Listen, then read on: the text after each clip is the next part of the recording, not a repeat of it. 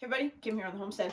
So we're getting ready to start all our seeds and stuff like that. I'm going to show you our potatoes in a second. But while I was away, right as I got back, Katrina had started this celery butt to grow celery because we go through a lot of celery actually for the rabbits. The rabbits get celery every single day. We've grown celery in the past from seed and plants in Pennsylvania, but we haven't done it here yet. So she thought she'd try it. So look at this little guy. This is 2 weeks of growth right now, starting from a pretty big celery butt. This is a smaller celery butt when this is only about 4 days old right now. Yeah. But you can see in the center, it's starting to come up like that is. And then after that comes up, we'll actually plant that whole thing in the ground just like that. Yeah, I mean, and it'll grow the stalks. You can't see it, but I know it started growing some little roots and stuff, I think, too. Yeah, there are some little stringer roots starting on the bottom. I'd pick it up, but it's pretty full of water. But we just want to show you this. Pretty cool thing. We're going to try it, and we have one more celery clump in the refrigerator. Yeah, but I mean... we'll start that one as well. It's at least on the outsides, when it's pretty big, it's like at least the stalk a day that I give the bunnies. Yeah. So we go through a lot of it, and I thought... Why not try it? Exactly. Yeah. And it's pretty cool the way it's kind of sprouting out from the middle. It's very cool. And what we do with our celery for like stocks and soups and stuff like that is we just pre-cut it and freeze it, and then we have it whenever we need it.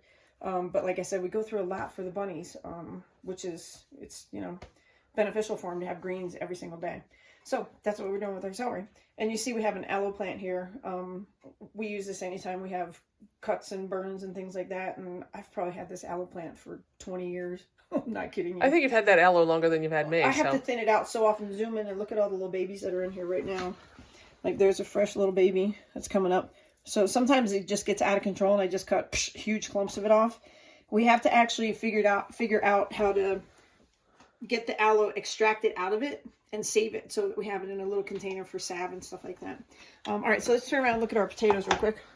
So this is the end of our potatoes that we actually grew. And as you can see, they're starting to go to seed right now, which is good because we'll just replant all of these and get them right back in the garden and growing. And then these are actually seeds from our onions. When they go to seed and they get that little thing on the top, those are seeds from our onions, so we'll plant those as well. We still have some orange balm that we're using for teas and stuff like that. These are done right now. And our chives, we cut all our chives off and we actually bottled them up, so we have them in a bottle. So, a couple things going on, starting on the homestead. And like I said, seeds will be next. We'll get all our seeds started. Our problem with seeds is that we're going to have to start them in here, clean off this shelf, and then fence off the shelf so our cat doesn't get in it. I know, and I'm thinking during the day when it's so nice and sunny and warm and stuff like that, I'm thinking they're going to that hothouse. Oh, yeah, for sure, during the day. At nighttime, it's still getting down to 20 right now at nighttime, so there's not a lot we can do to keep it outside unless we heat the greenhouse, but we won't do that unless we absolutely have to. Once we get all the seeds started and things are actually starting to grow and germinate, they should stay warm enough in there even overnight that they should be okay. And then the only other thing we got going on is our basil. Out here. We always have fresh basil, like just always. I love it for pasta and stuff like that. So we'll buy it in the grocery store in a little package like this. I'll heavy water it for a while. Then we plant it in here. And then we'll eventually plant it outside so that we have basil growing outside. And that'll get huge. And then at the end of the season, I'll just take all that and we'll dry it on a big giant cookie tray and we'll package that up like we do our rosemary and everything else. So, a couple things on the homestead. Getting excited.